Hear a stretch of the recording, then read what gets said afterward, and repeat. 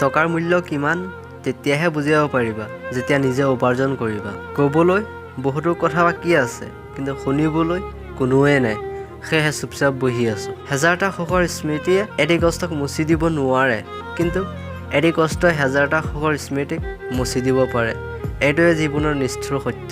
যিদিনাৰ পৰা তোমাৰ আপোন মানুহজনে তোমাৰ ওপৰত সন্দেহ কৰা বাদ দিব, সেইদিনাই বুজি ল'বা তেওঁক তুমি হেৰুৱাই পেলাইছা। কোনেও কাকো পাহৰি নাযায়। আচল কথাটো হ'ল যে প্ৰয়োজন নহ'লে কোনেও কাকো মনত নেপেলায়।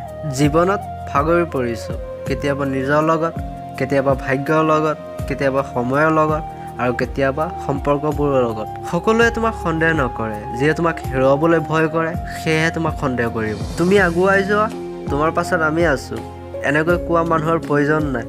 হাতত ধৰি আগুৱাই নিয়া মানুহৰহে প্ৰয়োজন। জীৱনত সেইজন ব্যক্তিয়ে সকলোতকৈ বেছি কান্দে যিয়ে 10জনক নহয়, এজনক ভাল পায় আৰু তেওঁৰ ভাল পোৱা সেইজন ব্যক্তিয়ে বুজি নাপায়।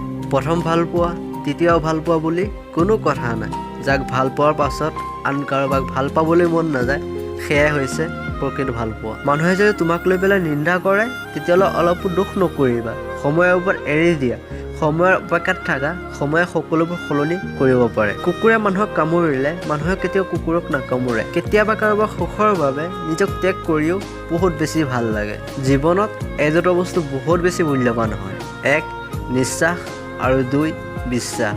এবাৰ হেৰাই গ'লে দ্বিতীয়বাৰ আৰু কেতিয়াও ঘূৰাই নোপোৱা। কষ্টই মানুহক পৰিৱৰ্তন কৰে আৰু কষ্টই মানুহক শক্তিশালী কৰি তোলে। প্ৰতিটো কষ্টৰ অভিজ্ঞতাই মানুহৰ বাবে নতুন শিক্ষা হয়। দেউতা নামৰ গছজোপাৰ ছাঁ যাৰ ওপৰত নাই, তেওঁহে বুজি পায় ৰ'দৰ তাপমান কিমান প্ৰখৰ হয়।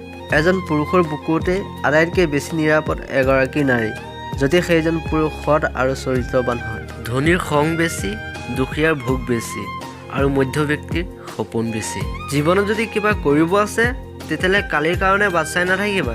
মানুহৰ কালি কেতিয়াও নাহে। সেয়েহে আজি আৰু এতিয়াৰ পৰা কৰিবলৈ আৰম্ভণি কৰা। কাৰোবাক ভাল পাই যদি সুখী হ'ব বিচৰা, তেতিয়াহ'লে তেওঁৰ ৰূপ নহয়, তেওঁৰ গুণ চাই পেলাই ভাল পোৱা। গোটেই জীৱন তুমি সুখত থাকিবা। অতীতক লৈ কেতিয়াও দোষী নহ'বা।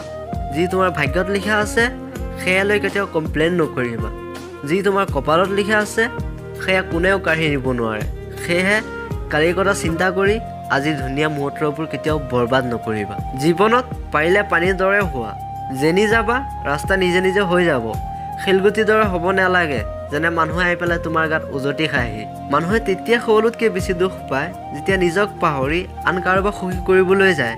সেয়েহে নিজে সুখত থকাটো ইম্পৰ্টেণ্ট হয়। মানুহক তুমি পাছত সুখী কৰিবা, প্ৰথমত নিজে সুখী হৈ লোৱা। আনৰ কথা শুনা মানুহজনে জীৱনত ভাঙি পৰে। যিজনে নিজৰ কথা শুনে নিজক গঢ়ি লয়। সেয়েহে আনৰ কথা মন দিব নালাগে, নিজৰ কথাত মন দিয়া, নিজক গঢ়ি ল'ব পাৰিবা। চৰায়ে কেতিয়াও গছৰ ডাল ভাঙি পৰি যোৱাৰ ভয় নকৰে, কিয়নো সিহঁতৰ বিশ্বাস গছৰ ডালৰ ওপৰত নহয়, নিজৰ ডেউকাৰ ওপৰতহে থাকে। সেইদৰে আমিও জীৱন যুদ্ধত পৰি নাযাবলৈ হ'লে নিজৰ ওপৰতহে বিশ্বাস ৰাখিব লাগে, আনৰ ওপৰত নহয়। বহুত কষ্টত জীয়াই আছোঁ, তথাপিও কাকো আমনি নকৰোঁ। কাৰোবাৰ অৱহেলাৰ পাত্ৰ হোৱাতকৈ অকলশৰীয়া থকাই শ্ৰেষ্ঠ। মানুহক বিশ্বাস কৰিব নোৱাৰি, আকৌ বিশ্বাস কৰিব নোৱাৰি। বিশ্বাস কৰিলে ঠগ খাব লাগে, আৰু বিশ্বাস কৰিলে হেৰুৱাব লাগে।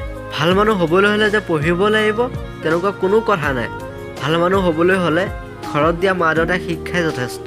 তুমি যেতিয়া জীৱনত সম্পূৰ্ণৰূপে ভাঙি পৰা, আৰু ভাঙি পৰাৰ পাছতো নিজে হাঁহিবলৈ শিকি লোৱা, তেতিয়াৰ পৰা পৃথিৱীৰ কোনেও তোমাক আঘাত দিব নোৱাৰে। আনক ঠগি মাত্ৰ 2 দিন সুখী হৈ থাকিব পাৰিবা, কিন্তু মনত ৰাখিবা যিদিনাখন ভগৱানে তোমাক ঠগিব, গোটেই জীৱনটো দুখৰ সংগী হৈ থাকিবা।